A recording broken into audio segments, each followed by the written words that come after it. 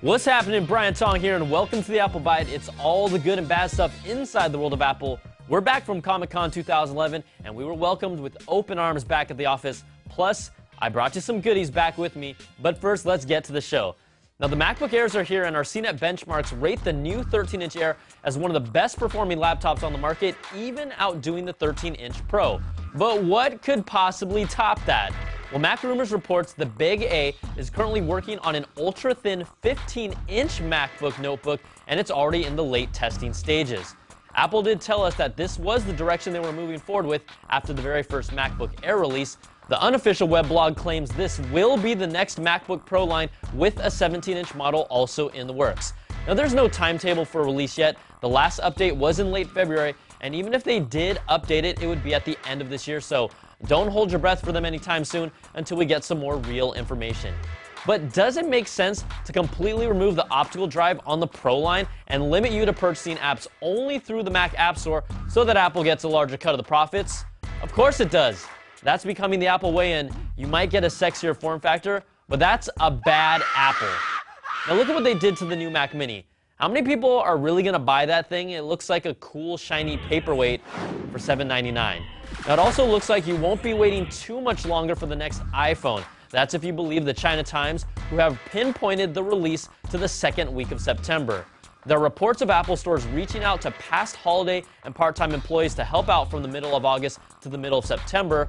The China Times also reports that the iPad 3 may be delayed until Thanksgiving because of component shortages, but I'm still saying it's not coming this year. Apple doesn't need to release an iPad 3 just for a higher res display and a little speed boost 6 months later. It just doesn't make sense. Now, with all those rumors, who can you really trust these days?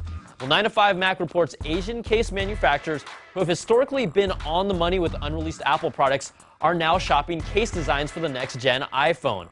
The case molds point to a larger display, a larger home button, and a thinner profile, and it's a similar source to the one that leaked the iPad 2 case designs.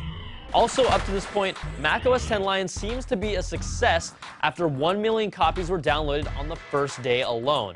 The number one issue that is probably driving you crazy is the inverted scroll directions that mimic devices like the iPhone and iPad. But if you want to turn it off so it functions the way you're used to, just go into your system preferences, then select the mouse settings, remove the checkbox, then you'll be back to what you're used to. Now, Lion also has some great features, but my personal recommendation is that if you're a high-end power user who does work with Photoshop, Final Cut, Pro Tools, or any high-end programs, don't do the update just yet. But if you're more of a general user who uses the iApps and word processing, the update will be worthwhile. There are also people who have had trouble during the upgrade process, so Apple has released a new update. It's a patch for macOS 10.6.8 to fix this, and you'll probably want to get this if you haven't already.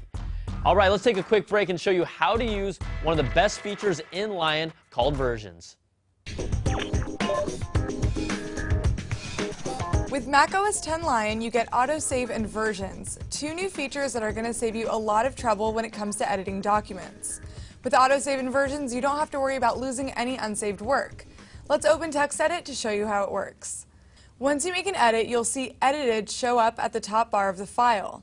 Click it and you'll see a little menu. Lock lets you lock the file so that no more changes can be made. It's useful if you want to create a template or just prevent your doc from being changed. If it is a template, you can use Duplicate in this menu to quickly create and open a copy of that file.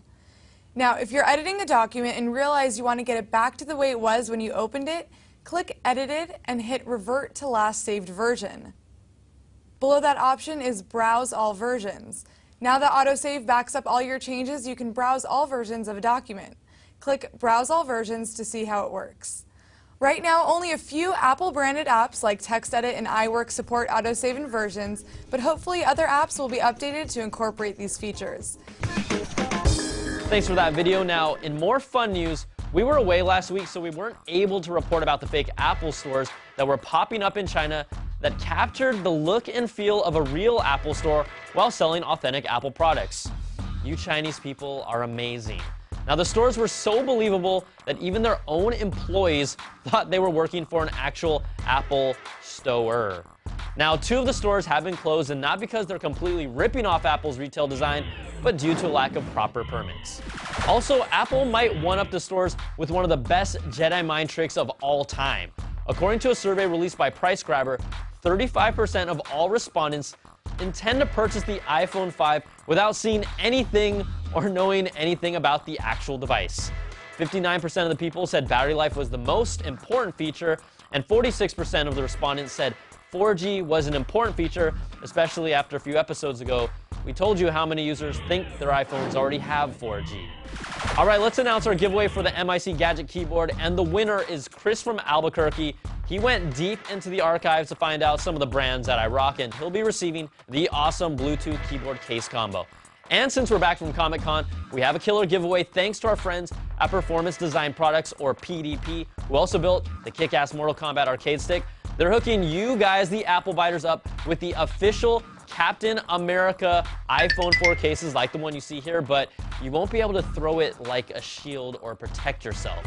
Now, we have 5 iPhone cases for you, 3 iPod Touch cases to give away, so send us an email to the Byte at CNET.com with your reason for why you deserve a case, and if you beg hard enough, you might get lucky.